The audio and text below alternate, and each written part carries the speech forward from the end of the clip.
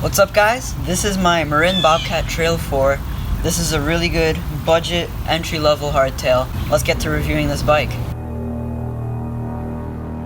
Alright, so I got this bike a year ago in 2019. Since then, there have been some changes. In this video, I'll be talking about this bike as well as some of those newer models. Alright, so this bike comes with Shimano hydraulic disc brakes, which are slightly on the lower end. It has some Marin branded components with the stem and bars being Marin. Coming back to the brakes, you'll have 160mm rotors front and rear if you're getting my exact bike. My bike also came with 100mm of travel up front and of course none in the rear. All these newer models, along with a nice snazzy paint job, are getting some WTB tan-walled tires, which should be great for cross-country, as well as a boost in fork travel at 120mm and a larger 180mm rotor up front. This trio of new models each has their own individual spec and price. The lowest end model at $630 is still getting some pretty decent components, with hydraulic disc brakes along with the same tires and everything, including geometry as the other three. Only difference is you're getting a 2x8, which is the lowest drivetrain with an 11 to 34 tooth in the rear. The newer model of my bike has the same 2x9 as mine with an 11 to 36 tooth in the rear. Aside from that, you get everything you get on the Trail 3, but for a higher price tag of $730. Finally, the highest end of the three bikes is the Marin Bobcat Trail 5, and the price reflects that. For $930, you're getting higher end brakes, as well as a through axle fork and a 1x11 drivetrain. So there's your three bikes, but I would argue that geometry is probably the most important part of the bike, something that all three models share. This bike's geometry is certainly on the extreme side of long, low, and slack. It's actually so low that on climbs you can expect a few pedal strikes. This does, however, make the bike really capable at going downhill. But before you can start shredding the downhill, you gotta earn your elevation.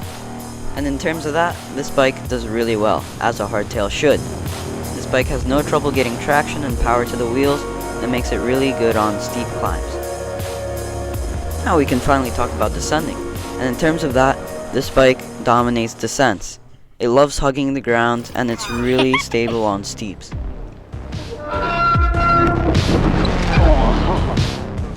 For those of you that like trials, here's a little compilation of trials for you.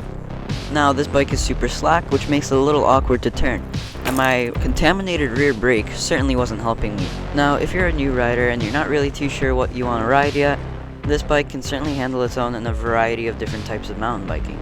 So, now that we've gone over geometry, it's time for a sick shred edit.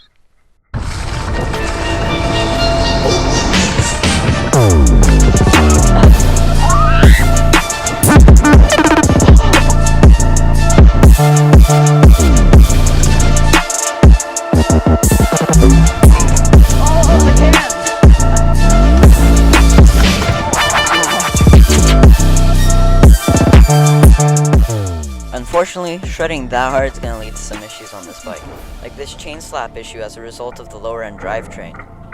You can say bye to the paint on your spokes. With how hard this chain is bouncing, there is nothing stopping the chain from slapping your spokes. You can also expect some leaking calipers and brake levers. I'll let you guys listen to that one. If you're sending this bike super far off of drops, you can also expect some broken quick release axles. I mean, sounds ridiculous, but if I can do it, I'm sure you can as well. So that's my review of my bike. A capable hardtail with really good geometry with some parts that let it down. Of course, Marin makes two other models aside from this one to suit everyone's needs. If you're not going to be riding this bike that hard, you can go for the lower end model and you can save yourself $100. If you are planning on riding this bike really hard, you can go for the highest end model and save yourself a lot of headaches. So if you guys got this far, I really hope you enjoyed this video. If you did, make sure to stay tuned for more. I'll see you guys next week. At least, I'll see you. Maybe you guys won't see me.